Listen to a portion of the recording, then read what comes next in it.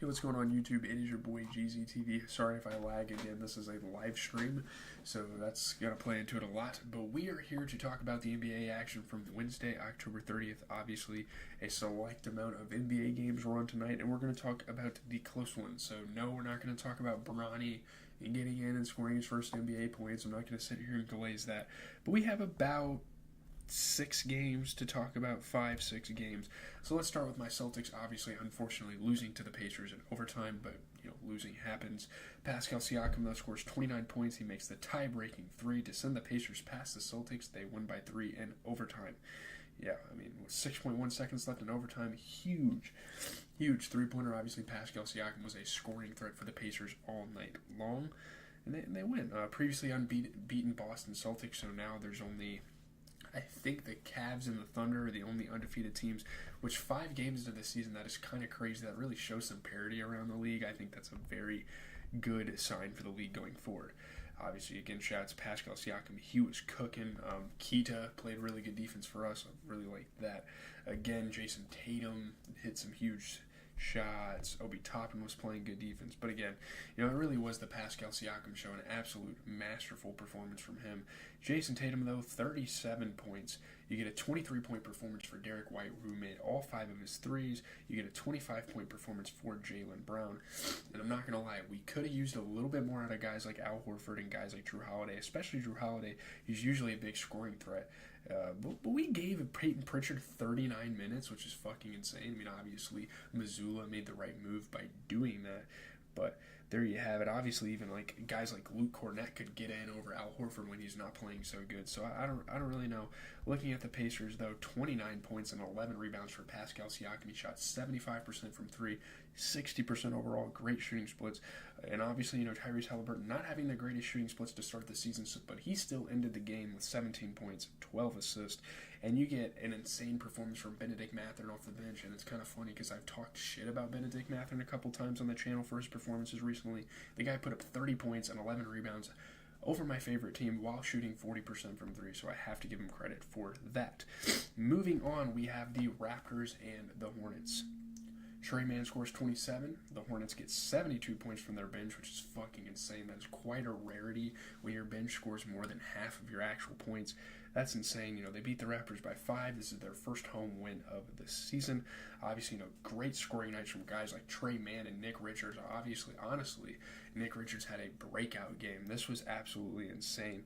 Great rebounding as well for him. They win. Again, first home win, obviously. LaMelo Ball was shooting some threes. Nick Richards was getting up for some oops. Hitting tough shots. Grant Williams, he was a solid defender in Boston. He showed at this game. LaMelo Ball was finding other teammates. LaMelo Ball didn't really play that good, obviously, so it's good for him to kind of find other teammates.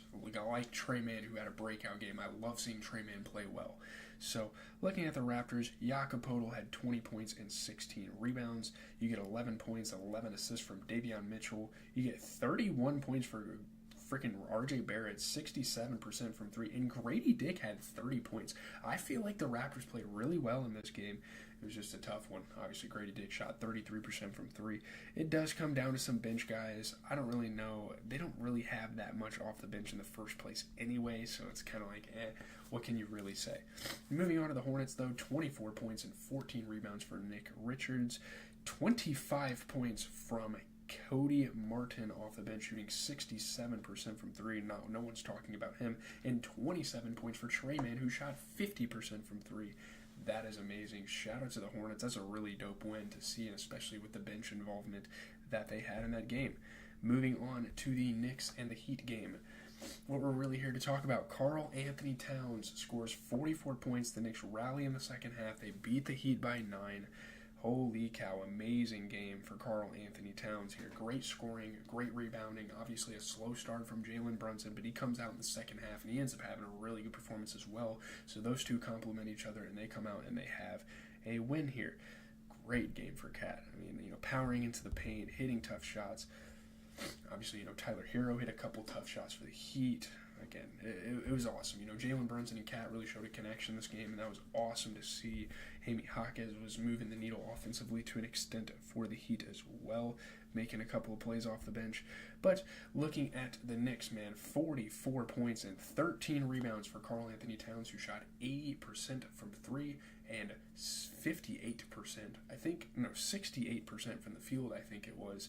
Absolutely phenomenal. 22 points for Jalen Brunson, 10 points and 14 rebounds for Josh Hart. He shot 40% from three. He didn't play bad either. I mean, obviously, Tyler Hero, 34 points. He shot 60%. There's just guys off the bench. I don't really know. They don't really have a whole lot. Again, their bench is kind of meh. It's kind of looking iffy, so that's kind of a problem for a couple of teams around the league. That's really nothing new around here. Moving on to the Magic and the Bulls, we have this game, and then we have the Blazers Clippers, and that is going to close out the video. Bulls, Magic. Bulls hold on to beat the Magic by 3 after both teams struggle in the fourth quarter. Great scoring for both Kobe White and Josh Giddey. You know, Josh Giddey kind of being an unlikely candidate. No one really talks about him, but I have confidence in a lot of stuff that Josh Giddey does. You saw flashes of him on OKC being a really good playmaker. I think he could do something for the Bulls, which is why I drafted him in my fantasy league. But yeah, obviously Jalen Suggs played some great defense, leading to offense from guys like Wendell Carter this game. Again, Banchero had some crazy plays that were kind of waved off in this game. But yeah, Paolo Banchero, smooth offense. Josh Giddey getting in transition, knocking down shots. That's great to see. Ayo Dosunmu hit a couple of tough shots for the Bulls tonight. I don't know, looking at the Magic, Paolo Banchero put up 31, and that's really about it. He didn't have a whole lot of help around here. Kind of an off game from a guy like Franz Wagner. And when you have his brother Mo off the bench, when you have a guy like Jonathan Isaac off the bench, you kind of have to start considering giving those guys minutes when you see Franz Wagner struggle like he did. But looking at the Bulls, Vucevic, another solid game of 18 points and 14 rebounds. You get 21 points for Kobe White, off 40% three-point shooting, 50% from the field. Amazing splits there. 11 points and 10 rebounds for Levine. I don't know what kind of stat line that was. And Josh Giddey put up 20 points, 11 rebounds. Really good rebounding tonight for the Bulls. Wow, that is very impressive. 20 points, 11 rebounds. Josh Giddey made all 4 of his threes. He was on fire from behind the arc. Shout out to the Bulls. Really cool to see them get a win like that as we get into the final game of the night. The Trailblazers and the Clippers. Not too much to say about this game. It actually got done pretty recently, and it wasn't really a game in the evening and on the slate that I really cared about or paid attention to. So the Trailblazers hang on to win. Obviously, James Harden had a costly turnover, and he's had a couple of costly things happen in the clutch this year, and the Clippers get themselves stuck in all sorts of these situations. But yeah, I mean, James Harden obviously hit some threes, was passing the rock around. Derrick Jones Jr. was using his athleticism in a lot of facets this game. Norman Powell was moving the ball around. But for the Trailblazers, Denny Avdia had 13 points and 10 rebounds. He shot 33% from 3.